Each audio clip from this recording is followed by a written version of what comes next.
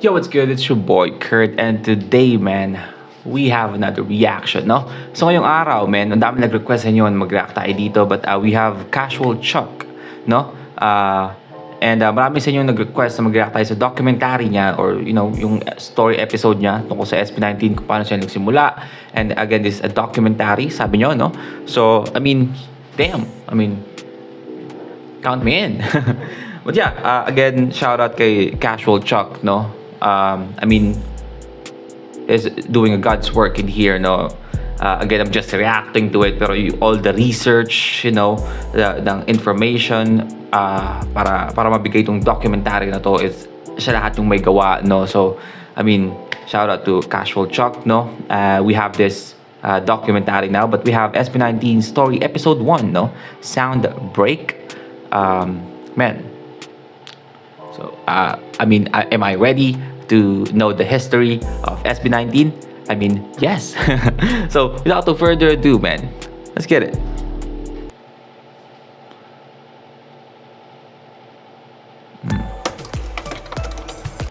Yo, man, totoo, no? Mga reactor, I assume din naman siya reactor na. Pero again, hindi ganoon talaga kalaki, hindi ganoon kabilis, no, kumita sa YouTube, no, lalo na pag may mga copyrighted. Depende lang talaga kung gusto mo yung ginagawa mo, pagpapatuloy mo siya. So, but yeah, again, Casual Chuck, yung mga ganitong klaseng channel na gumagawa talaga ng research para maibigay yung content na gusto ng mga subscriber nila. Ito dapat yung mga channel na as suportahan, no? So, again, yeah,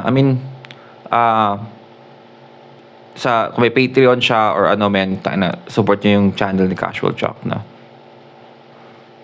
Oh, yeah, music reaction. So, he's doing music reaction as well. Ayan. Yung kasi sinasabi ko, totoo yung sinasabi ni Casual Chuck dito. Music reaction don't actually, you're not actually getting a lot of money on doing reaction, no? Depende na lang talaga yun kung gusto mo talaga yung ginagawa mo or gusto mo yung, kaya nga sobrang bagay siya sa akin, di ba? Kasi again, nabanggit ko sa inyo, nagsimula ako mag-music reaction kasi mahilig ako makinig ng music at the same time, no, meron akong channel. So, win-win, no? Nakapakinig ka na ng music na gusto mo or ng request nila or ng bago music, meron ka pang content, no? But yeah, usually wala talagang pera doon dahil sa mga copyrighted. But yeah, depende lang talaga ang gusto mo. So, yeah. So, for Casual Chuck na aside from doing like a reaction, gumagawa din ng mga gatong documentary, doing like research, dapat yung mga channel na supportahan natin, no?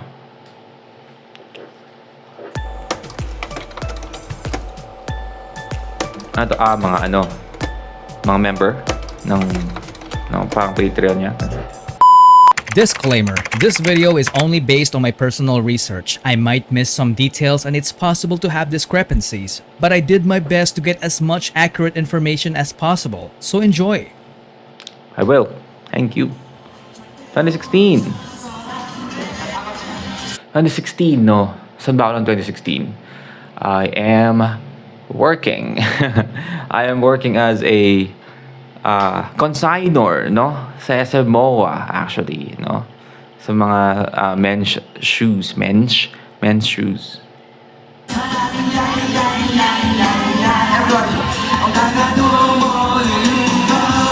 Ano yan?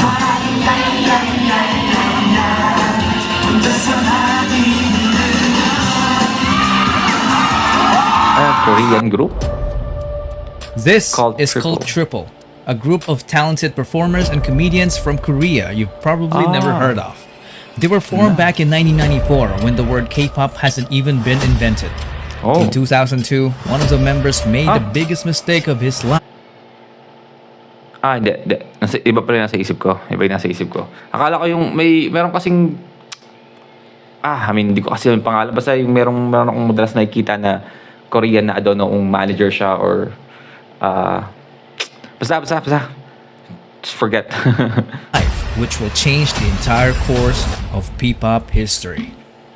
Ooh. Sound break. Do you remember this song?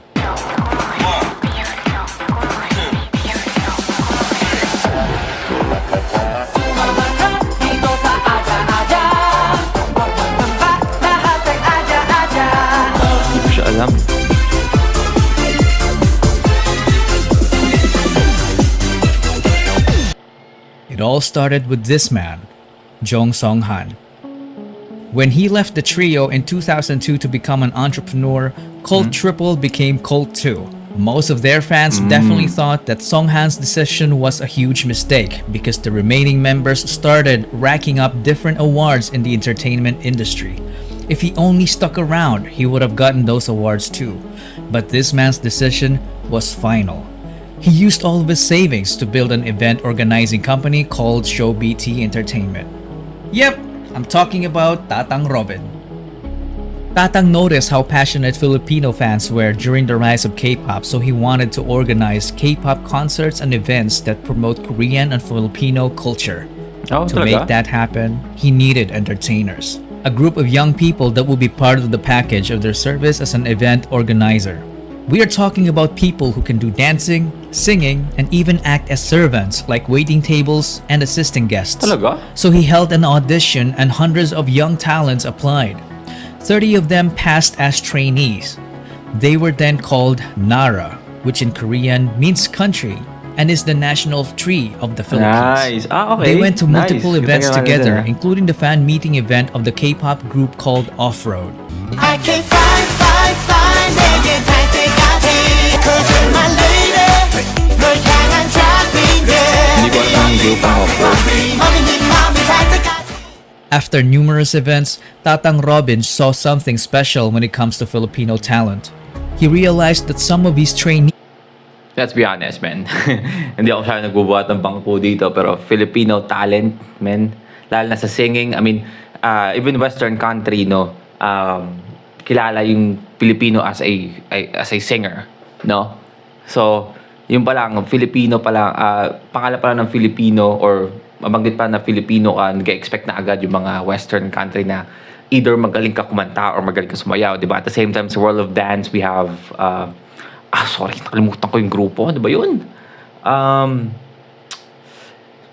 Shit. Yung basta, yun. And at the same time, Jabberwockies, di ba? Meron mga Phil-Am na member ng Jabberwockies, no? So, again, pagdating sa talent, no, nakaukit na yung Pinoy or salitang Pilipino, no, sa pagiging talented, no?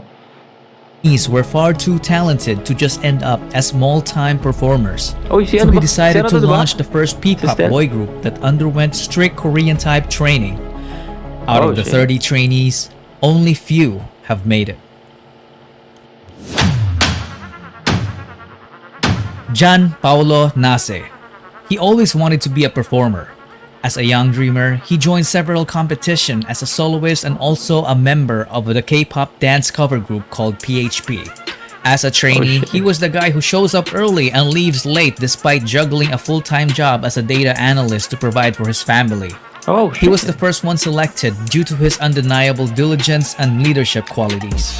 He is known to have critically acclaimed songwriting ability, a badass rapper, and was often dubbed as a genius, but he consistently denied it because he claimed to be just a hard worker. This made him the destined leader of the group. He debuted with the name Sejun, but later changed his name to Pablo.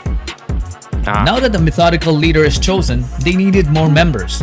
Mas maganda yung napili niya na Pablo, no?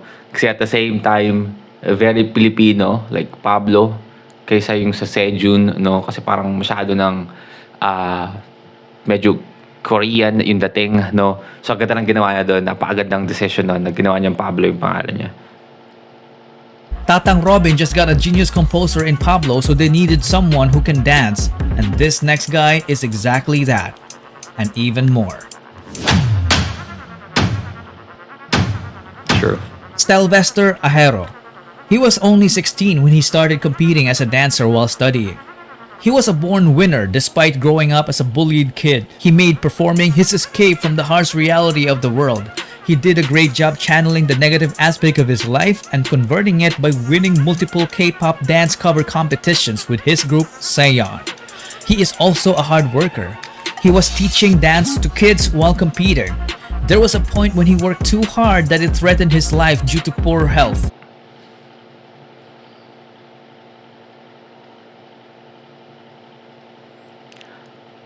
And ang dami nagsasabi, no? ayoko kasing makisali sa alam mo yun, alam niyo na yun eh. Alam niyo yung gusto ko sabihin eh, yung issue sa social media nitong mga nakaraan, 'di ba? Ang daming nagsasabi na Stell, ganyan, ganito, no? Let's address this, no? Kasi dito na tayo eh. So, totoo lang ayoko pag-usapan to pero dito na tayo, no? So, daming nagsasabi tungkol sa yung sa ilong, 'di ba? Yung sa ilong niya, no? Again, instead na tingnan ko ano yung kaya niyang gawin, mas tinira yung ilong niya. Right? Pero what's wrong with that, man? What is wrong with that? 'Di ba? I mean, yes, there's a modification na nangyari no, sa ilong niya, pero hindi naman yun naapektuhan kung ano yung kaya niyang gawin. 'Di ba? Pagkanta, pagsayaw. And to tell you honestly, no, yung si Stell is mga pinakamagaling na kumanta para sa akin, no, sa SB19. And nakikita ko sa sayaw nila na isa sa magaling din sumayaw, no, pero again hindi ko siya masyadong binabanggit kasi again hindi ko naman alam eh, 'di ba? Madalas na napapain ko sa kanila yung music nila. One time pa lang ako nakapakinig nakapanood ng buong dance practice nila nung nung nakaraan, 'di ba? Pero yeah, I mean, a good singer and a good dancer, pero ang titira pa rin is yung ilong niya, no? Pero, so what? Man, again, marami sa atin dito, dahil na-modify ilong niya, and, parang ginagawa siyang big deal. Pero, para sa akin kasi, I mean, it's like an accessory, no? No, para maging masaya ka sa sarili mo. Like, sa mga babae, di ba? Pinapaayos niyo yung buhok niyo, di ba? Para gumanda yung pakiramdam niyo, maging bagay sa inyo. At the same time, mga accessories, damit, ng mga borloloy, para it's just the same, man. Hindi ka nababawasan sa ginagawa mo. Hindi siya nagiging hindrance kung ano yung kaya mong gawin, no? But yeah, I mean, hindi ko talaga siya maintindihan, no? Yung may pagsali dito sa ganyang usapan kasi I mean, we're beyond that, man. Tell you honestly, na para sumagot tayo sa mga ganyan, we're beyond that. But, and sorry, may sakit daw si Stell? Sorry? K-pop dance cover competitions with his group, Sayon. He is also a hard worker. He was teaching dance to kids while competing. There was a point when he worked too hard that it threatened his life due to poor health. Oh, shit. He is a very skilled choreographer. In fact, he's the main culprit behind most of SB19's snappy and amazingly synchronized dance routines. But little did they know that dancing wasn't even his only talent. He easily became the main heavenly voice of the group because his vocals were just heavenly, man. That's a fucking beautiful man. What the fuck are you talking about? out of this world. He debuted as Stell, the main vocalist, the lead dancer, and choreographer of the group. Let's go. Josh Cullen Santos became homeless at the age of 16 and it was his decision. He's had the worst childhood among the other members. From growing up in a toxic environment to being physically abused as a kid by their Cool. Okay. Okay. There's a lot there, no? Urong natin, may physical abuse na nangyari, no? Pero, yeah, I mean, umpisa pa lang, no? Again, sa napanood kong mga clip nila. Kasi, again, nabanggit ko na nakaraan, meron ako napanood na parang clip, yung pang funny moments nila. And sa lahat sa kanilang nakikita ko talaga na napaka-unhinged, no? Si Josh, which is, isa yun sa mga dahilan ko ba't nagugustuhan ako si Josh parang like yung tipong in a real life, you know, in the IRL. Again, I mean, sabi ko na to, no, in music, I mean, siguro dahil masyado akong marami napapainggan na kanta ni Philip, no? Si Philip talaga yung pina-trip ko sa music, no? Kung pag-uusapan natin is music sa SB19. And again, maraming genre si Philip na trip ko. So, kaya siguro. Pero, I mean, in IRL, no? Parang si Josh yung may gusto ko yung personality sa kanila. No? Sa mga interview. Alam mo yung tipong, siya, dito? Basta, I mean, iba yung vibe niya kasi. Parang siya, parang, paano ba sabihin to? Parang yung tropa mo lang dyan sa labas, no, na mga kabiruan mo. Ganun yung dating niya eh. Kaya make sense kasi parang laki siya sa streets, di ba? Ano siya, naging homeless siya, bata pa lang siya. Because his vocals were just Ang layo pa lang na-rewind, sorry.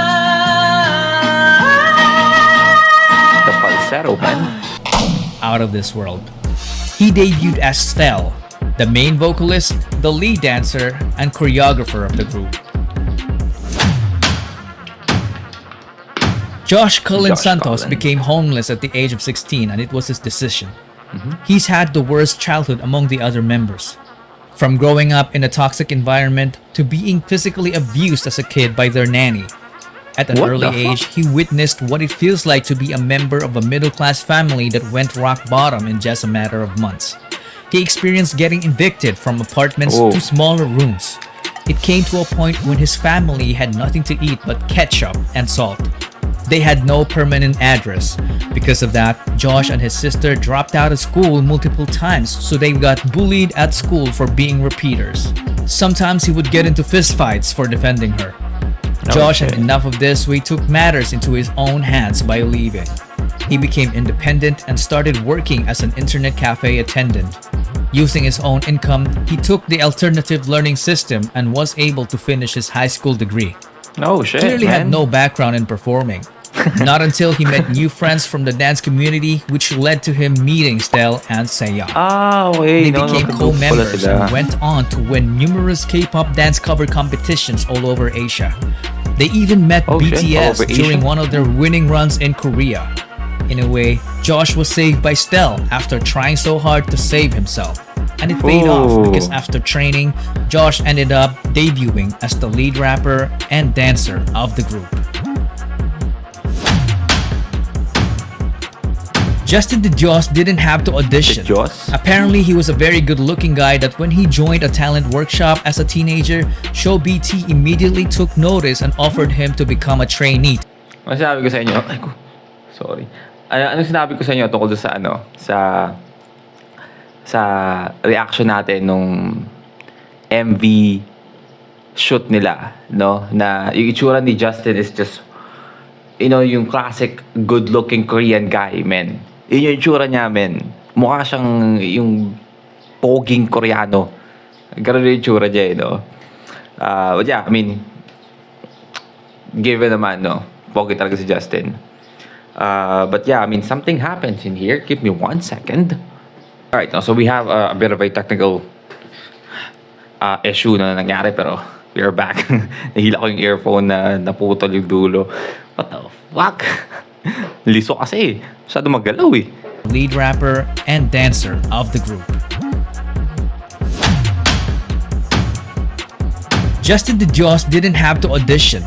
Apparently, he was a very good-looking guy that when he joined a talent workshop as a teenager, ShowBT immediately took notice and offered him to become a trainee to improve his singing and dancing skills. He was one of the late joiners, and when he did, he immediately saw a familiar face. I have another hot take in here, no? Para sa akin kasi, let's be honest, man. Sa lahat ng member ng SB19, I feel like Justin is pinaka, sabi natin, yung standard ng gwapo, no? Siya yung pinaka-gwapo, no? Kung hindi lang nagpaayos si Stell ng ilong, no? Kasi yung mukha ni Stell ngayon is just fucking, no? Ayun yung pinapangarap kong mukha. Totoo lang, di ba? Ay, yung iba yung dating eh. I mean, si Justin kasi yung parang baby face na pogi. Ano ba yun? Pero kay Justin, kay Stell kasi iba, no? So again, that's a hot take for me, no? Again, di ko naman siguro kailangan pa itago to, no? Sabi ko na sa inyo na nakaraan, I feel like napakagandang ng itsura ni Stell, no? So, bahala kayo dyan. In Josh. You look familiar. Apparently, the two had a stint in performing together in a K-pop dance cover group called Zero to Hero. Okay, nagkamagka-grupo rin sila. Let's do this. 이슈 제조기라 부르면서 어디 가도 분위기가 higher. 비행기 밖은 너무 시끄러. So Justin as well wasn't new in the world of performing. He auditioned to be a part of the televised Pinoy boy band Superstar show, but he talaga? didn't even make it to the live auditions. Perhaps it was fate. He didn't have great singing skills at the time. It was only when he became a trainee that he improved astoundingly in the vocal department. Totoo ba? He went on to finish his college degree in multimedia arts while training, which earned him a skill in filmmaking. He then Nice. got selected to debut as the main visual, the sub-vocalist, and the creative director of the group. Nice. He was Main the would-be visual, no? director behind the record-breaking P-pop music video, What, and more. Oh, But talaga? that's a story for another video. At Daddy this chill. point, ShowBT seemed to have completed the group. 4 members in a P-pop group, a nice even number. 2 rappers and 2 vocalists. They were perfectly balanced, but they felt like something was missing. Perhaps Ah, shit. Something is missing, and you know what it is, man. Something is missing, man. Again, we have this 4 talented boys, man, but there's still something is missing. It's not 100%. Let's go. someone was missing. Casual Chuck is making me hype, no? Getting me excited with this introduction, no, man? Let's go. Ulit natin kung paano niya ginawa yun. Something is missing. Breaking P-pop music video, What, and more. But that's a story for another video. At this point, ShowBT seemed to have completed the group. 4 members in a P-pop group, a nice Okay. even number. 2 rappers and 2 vocalists. They were perfectly balanced, but they felt like something was missing. Perhaps See, man, perfectly balanced. But there's something is missing kasi meron silang 2 vocalists and 2 rappers, no? Balance na no? Pero gugustuhin mo ba yung balance? Asan yung uniqueness doon, no? Yung uniqueness doon. Let's fucking go, man. Casual Chuck is getting me hype, man. What the fuck? ShowBT seemed to have completed the group. 4 members in a P-pop group, a nice even number. 2 rappers and 2 vocalists. They were perfectly balanced, but they felt like something was missing. Something Perhaps is missing. someone was missing. Someone is who could take missing. this already great group of guys and push them to achieve the next level, the extraordinary level. Someone so naturally gifted that he could stand out in the presence of the already talented group of young artists. This venture that Tatang Robin took needed an apex, so he started the online auditions. When Josh heard about it, he was like, I know a guy. Okay. Philip John Suson is such a specimen. He was so naturally gifted that excelling in sports looked like a walk in the park for him. He grew up in the Nice. church under the care of his grandparents. Wow. He was an artistic kid, so he was active as an editorial cartoonist in school. Nobody taught What the fuck?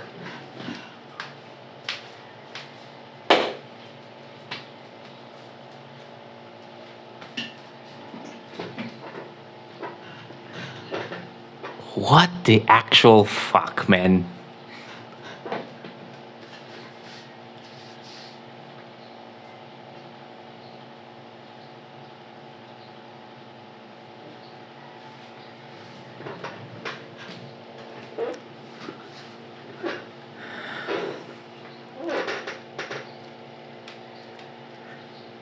So by the way, no, nung kabataan ko is again I'm not actually very good at basketball. Again, addict din ako sa basketball, no, pero I'm more on badminton, no, naging ano ako doon. So I mean, I feel like masabi ko din na medyo athletic tayo, no?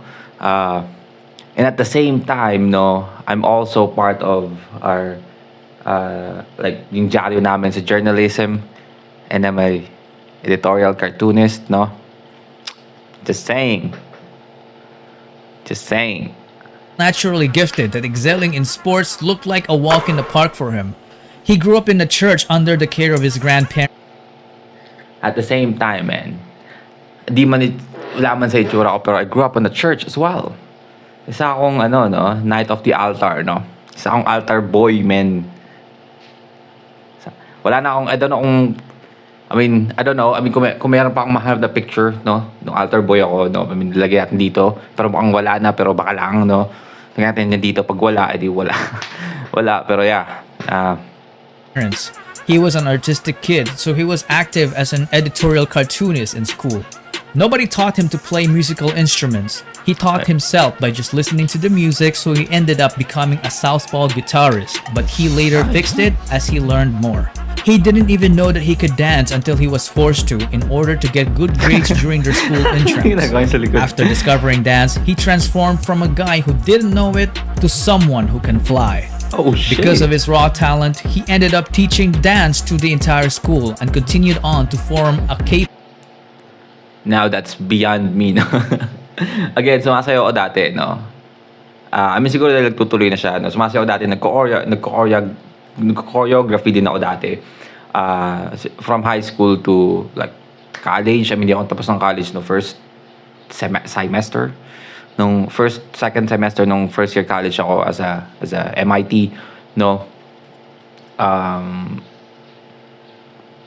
But yeah, I mean, nabanggit ko sa inyo, dami ko kasing gustong gawin eh. Gusto ko maging director, gusto ko maging dancer, and you know, na-discover ko yung music, no. Gusto ko maging rapper. But yeah, I mean, not in that extent. I don't know. I mean, yeah, I mean, you can say na I'm also a dancer, pero I mean, I feel like sobrang rusty na ako ngayon kasi I feel like ilang taon na akong di sumasayaw. Pero, I mean. After discovering dance, he transformed from a guy who didn't know it to someone who can fly. Because of his raw talent, he ended up teaching dance to the entire school and continued on to form a K-pop dance cover group called Amigo 7. Oh, talaga? Apparently, his group gave Parang Josh's group GOT7. so much trouble during their early competitions because they were very good rivals. So he decided to shit. recruit him. But Philip was hundreds of islands away. So kaya sila nagkakilala, no? Kasi naging magka-competition pala sila sa mga grupos. Ngayon, naghahanap ng ano, siya yung, I see what you're talking And about didn't here. have the money. What did Josh do? He shelled out for his plane ticket. With nothing else to lose, Philip went shit. and left his previous life in the countryside. He then trained with Oh shit, man. Imagine Josh Cullen being isa sa mga may pinaka tragic na pagkabata, no, na nakaranas ng sobrang hirap, no? Nung nagkaroon na siya, no, siya mismo yung ano, para tumulong sa iba, 'di ba? Siya yung wow, man. Let's go, man. W Josh, no? W Josh. plane ticket. With nothing else to lose, Philip went and left his previous life in the countryside.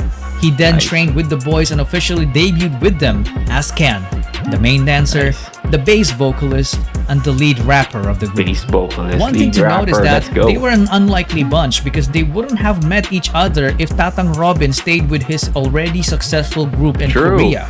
Man, Justin no? failed his first audition, so he didn't even bother to audition again because he thought he wasn't ready. And Josh wouldn't have attempted to recruit Ken if ShowBT's training program didn't even exist. Domino effect, man. And that, ladies and gentlemen, is the butterfly effect. The When a small butterfly and effect seemingly pala. insignificant occurrence has a rippling effect through time, leading to a consequential event sometime long after the initial event, or as Google would put it, a phenomenon whereby a minute localized change in a complex system can have a large effects elsewhere. Canon event, no? Tatang Robin's so-called mistake back in 2002 led to forming the future P-pop Kings. Let's In go. 2018, SB19 was formed. The name of the group was carefully picked. The number 19 is the sum of Korea and the Philippines area code digits 82 and 63. Okay. So 8 plus 2 plus 6 plus 3 is 19. Okay. SB doesn't only mean ShowBT. It is all about their ultimate goal for Pinoy sound to break into the music industry, which is fearlessly Oh, okay. Kaya pala sound break, no? SB? Oh, shit. represented by this praise. Soundbreak. Let's go. Okay. Let's go, man.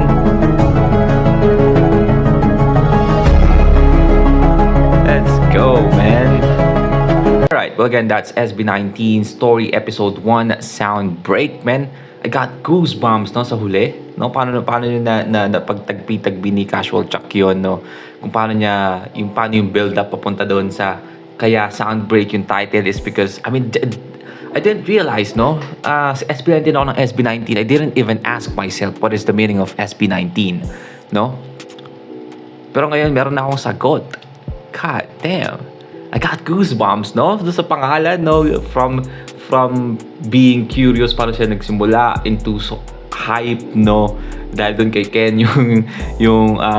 I mean, I feel like si Ken yung may pinakamagandang introduction dito to just amazed and having a goosebumps, no? Kung paano nabuo yung SB19 and the revelation, the butterfly effect, kung bakit nagsimula tayo dun sa Cult Triple. Apunta dito, no? Casual Chuck just made a masterpiece of a documentary, no? God damn, man. But yeah, I mean, thank you sa mga nag-request na mag-react tayo dito, no? Kung hindi kayo nag-request, hindi ko may imagine or di ko alam na mayroong ganito pala, no? But thank you. Maraming salamat sa inyo, no? I mean, just comment down below kung gusto nyo panoorin natin yung sunod na or yung episode 2. I mean, love that, no? Just comment. Kahit isa lang mag-comment, man. Okay, maga tayo dyan. Pero yeah, that's all we have for today. Sana nagustuhan nyo, man. Leave a like and subscribe. Kung gusto nyo mag-sagutin yung artist, singer, rapper, song, man, just comment down below. Okay, react tayo dyan. And that's it for me today. See you on my next vid. Stay awesome. Peace.